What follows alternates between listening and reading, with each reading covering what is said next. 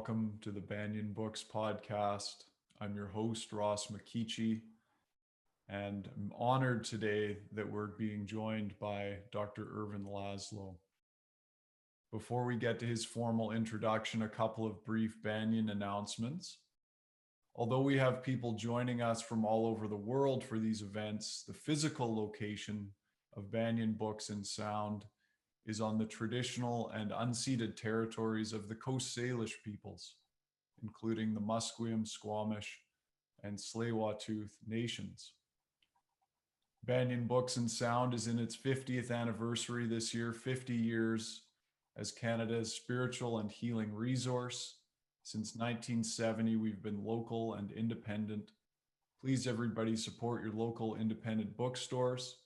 Every time you make purchases from Banyan Books, you support all kinds of wonderful programming like today's event. You can visit us at banyen.com, banyen.com, or you can visit us in person 7 days a week at the corner of 4th and Dunbar in Kitsilano.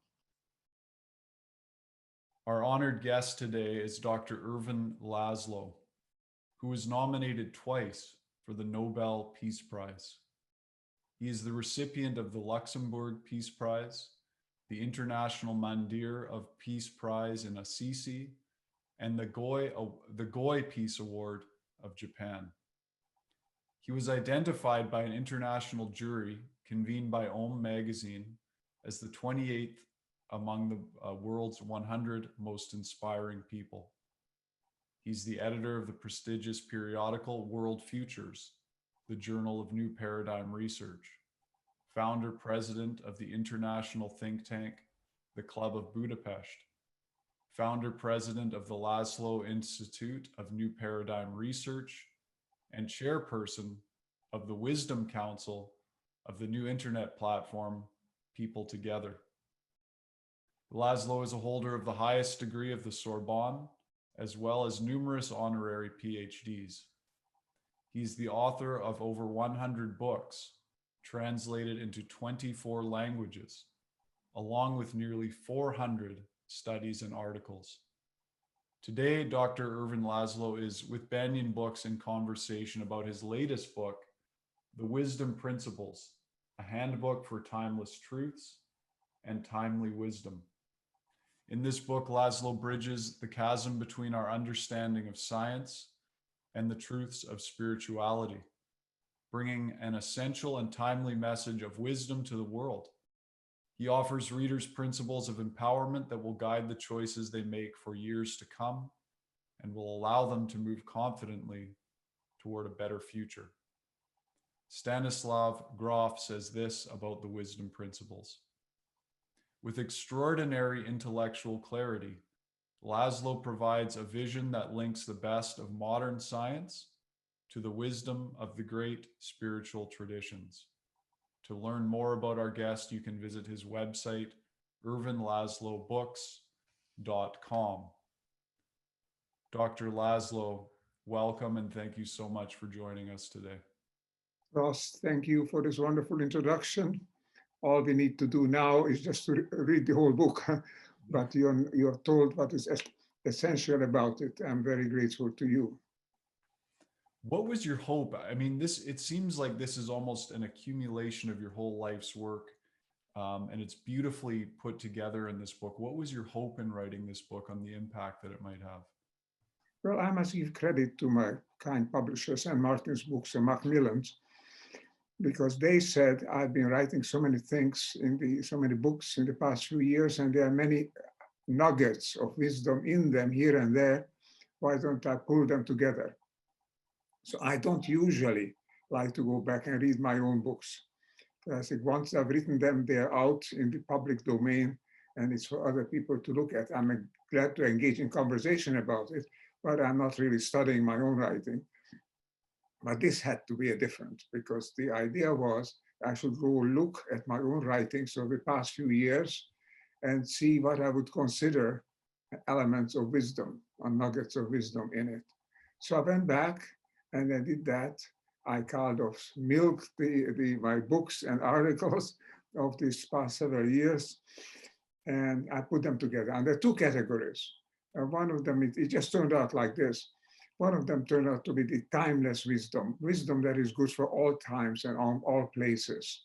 And that doesn't change with our situation. It's like the laws of nature, they stay like that. And the other one is timely wisdom, items of timely wisdom. What are the kind of insights, what wisdom elements, wisdom principles that we need today, particularly in the situation in which we now find ourselves, which is a critical situation. I am sure that you're aware of it. You can talk about it if you like, but I think we need timely wisdom just as much as timeless wisdom. Thank you. So maybe we'll start briefly with a bit of what's important about the timeless wisdom, and then we can talk about some of the timely wisdom. To start out, I'll read a quote and then ask you. You say, there may be a higher wisdom in the world, and that wisdom derives from a consciousness that exists beyond the brain, one that my brain can capture and process and ultimately transmit. This is the wisdom offered by the great religions and spiritual systems of the world, and it is supported by the new paradigm emerging at the cutting edge of the contemporary sciences. Can you tell us more about this merging of ancient wisdom and contemporary science? The insight that there is a higher wisdom, a higher mind or consciousness, whatever we call it. We can call it God or Jehovah or the Tao or the big great spirit, whatever we call it. The idea is that there is something in this world which is not just something mechanical, not just physical, but there is a something meaning to it and something that gives meaning to the world. And this insight is universal. And now, when you examine the findings of the latest sciences, it turns out that it's well founded. There must be something like that. And I'll tell you why there must be. It's a logical imperative. It's because this universe turned out to be extraordinarily complex. Not only DNA is complex in an organism, or the heartbeat is a complex system, which we are now recognizing also. And of course, our brain is extremely complex. But already a fruit fly is complex. The whole galaxy is incredibly complex. And this is not a matter of to be frightened of. It's not chaos. It's highly organized.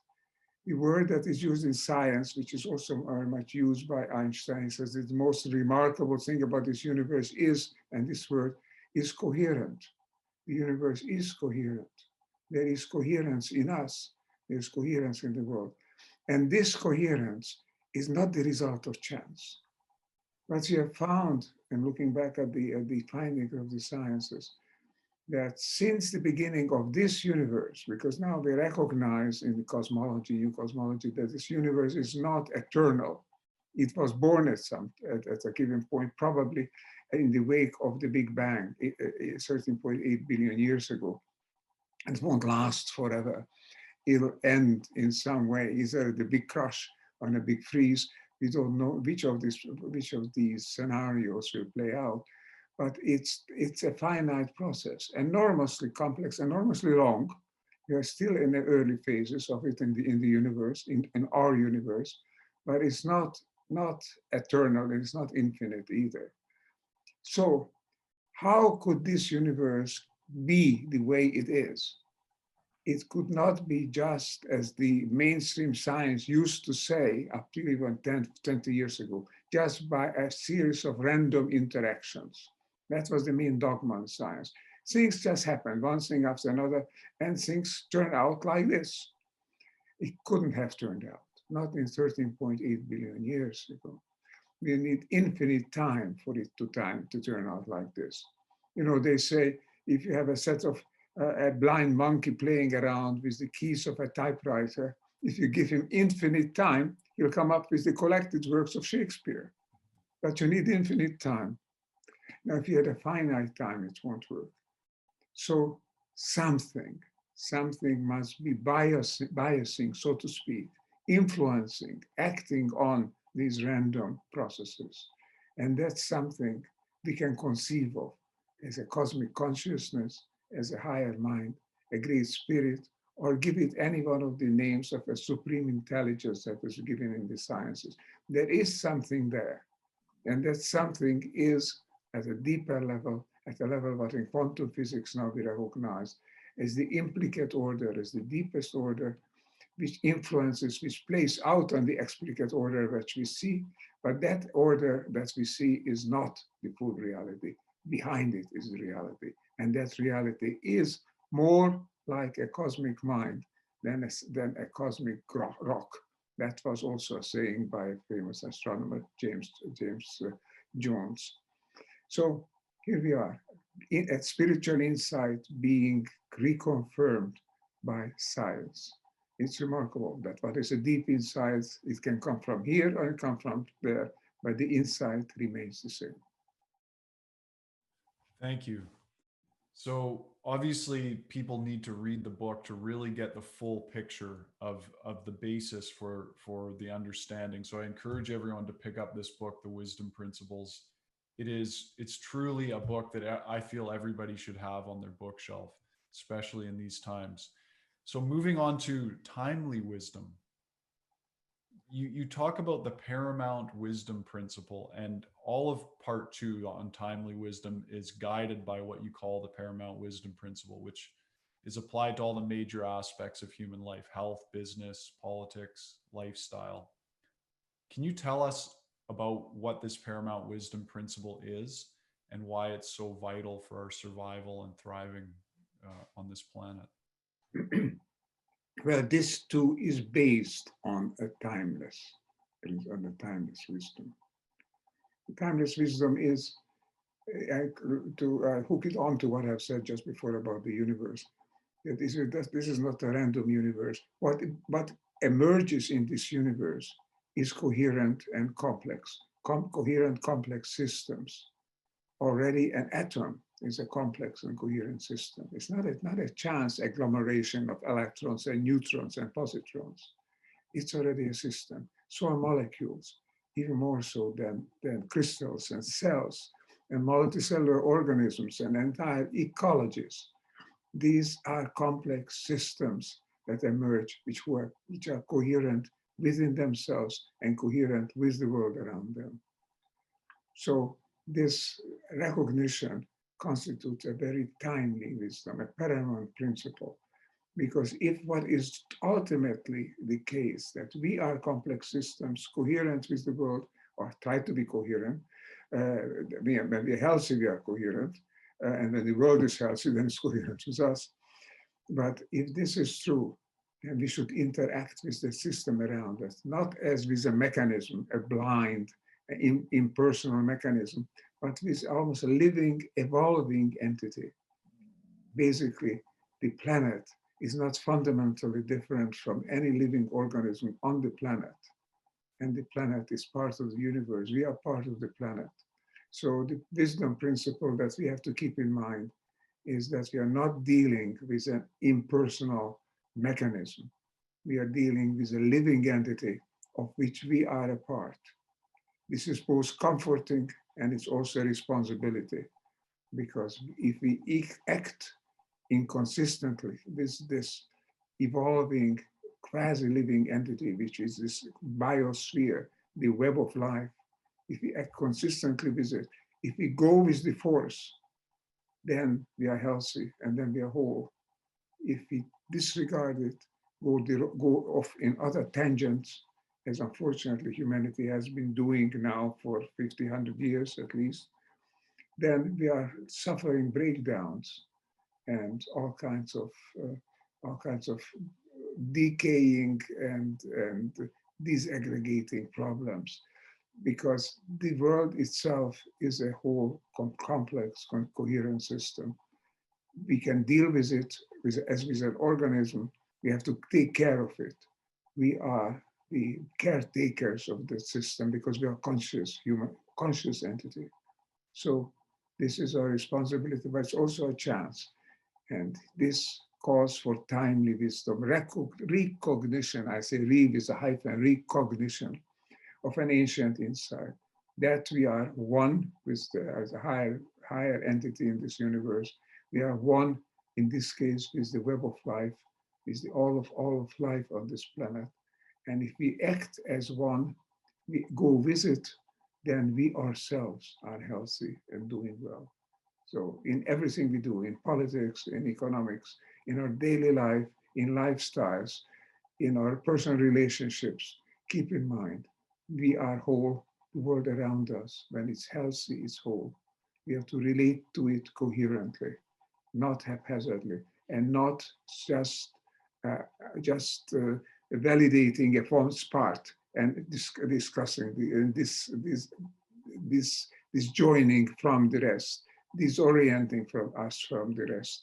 We have to pull together to look at the whole picture, the picture which is not so chaotic and it's coherent. Therefore, it's really, despite of its complexity, it's simple because it's coherent all the way through. It's very many things act, but they act coherently. Now, if we go with this coherence, if we go with the force, which to me is evolution, I say this, evolution is the force in the universe. Evolution is not by chance. If we go with it and we try to be whole ourselves, try to be coherent with our next person next to us, with our family, with our friends, with our enterprise, with our city, with our nation, with humanity. You see, if we do that consciously, we are part of a tremendous process of evolution, and we will be a healthy part and a very important part because we have a high level of consciousness, individual consciousness, which is more than than every other species, as far as we know, on this earth has. So this is our responsibility to act coherently, not only by intuition, as primitive, so-called primitive, but actually very complex and sophisticated native people used to be, they acted intuitively as part of their environment. We need to do this consciously. That's our chance. That's our way to find the path back to where we are really one, aligned with and one with the evolution in the universe. You talk about bifurcation, and it's obvious that our world is at a crisis point. I mean, the world pandemic is the most obvious indicator of a world in crisis. And then there's many other things we could point to.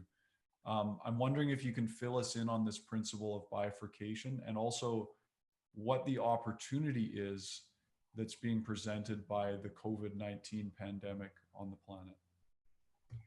Well, I say, perhaps at first sight controversially, that the pandemic is a blessing in disguise. Not the suffering and not the lives that it costs is the blessing, but the chance that it offers. Over the past, God knows for how long, 150, 200, 250 years, but especially the last 40, 50 years, we have been going off on a tangent of a way of treating our world around us, and treating also each other, as though we could just select some things that we want to favor and disregard the rest. Is put America first, put ourselves first, never mind the rest. This is being overcome now, I think. It's becoming realizing that we can't do that. We are all together in this. We are members of one family, ultimately. So the reason we call the bifurcation also a blessing, because it jolts us out of this way of treating each other and treating our world, which is so faulty, which says that all we can do is take care of our own interests. Only or in a business enterprise sense, only profit, nothing else. Only winning or the competition in politics, only power for us. If we have these kind of principles, then we are destroying the unity of the world, destroying this coherence in the world. So the pandemic is a way of jolting us out, and it's landing us in a bifurcation. Now, a bifurcation, I said this already in the year 2000 when I wrote a book called The Macro Shift. I said it's going to come. This thing is going to come. Before it wasn't much believed, but wasn't taken seriously. But now we see very much that it is coming. We are in a process of bifurcation. which means that a complex and coherent system enters a chaotic phase. It's a phase. If we don't handle it well, it can degenerate and become total chaos, and the systems as such becomes extinct, that particular system. But the chaos is also the womb of innovation, of creativity, a chance to innovate, a chance to move forward. And we have this opportunity because the hold of the old values, the old ideas, the old ways of handling each other and the world around us are being questioned. Obviously, it doesn't go like this. If you don't act differently nowadays, we are recognizing, for example, we'll heat up the atmosphere to such a point that after about 9 years, if we would continue without change, it would be difficult for nearly 8 billion people to survive on the planet. God knows what would happen, but chaos and catastrophe. That's just heating up the atmosphere is one thing, the global warming. There's so many other things, how we treat each other, how we organize our societies, our political systems, our economic systems. All these needs to change, and the bifurcation is an opportunity to change. The bifurcation is very simply said, in other words, it's a tipping point. Either up or down.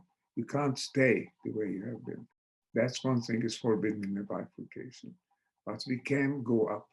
And our task, I think, more than anything else, is to find the way up. And what I've been saying before is the way up is by getting closer to how nature is, how the universe is, how the world around us is, namely evolving toward oneness and toward coherence. If you can join that, I think, then the bifurcation will have a positive outcome. In any case, the bifurcation is a chance, is an opportunity. It's something that is granted to us now, and it's granted to us in the nick of time. Because if we would simply continue blindly that we have been, we would have tremendous problems with the natural ecology, with the rise of the sea levels, with the drying out of lands, with the deforestation, all the other things that we know now. If we would continue like that. Now we know they've got to change.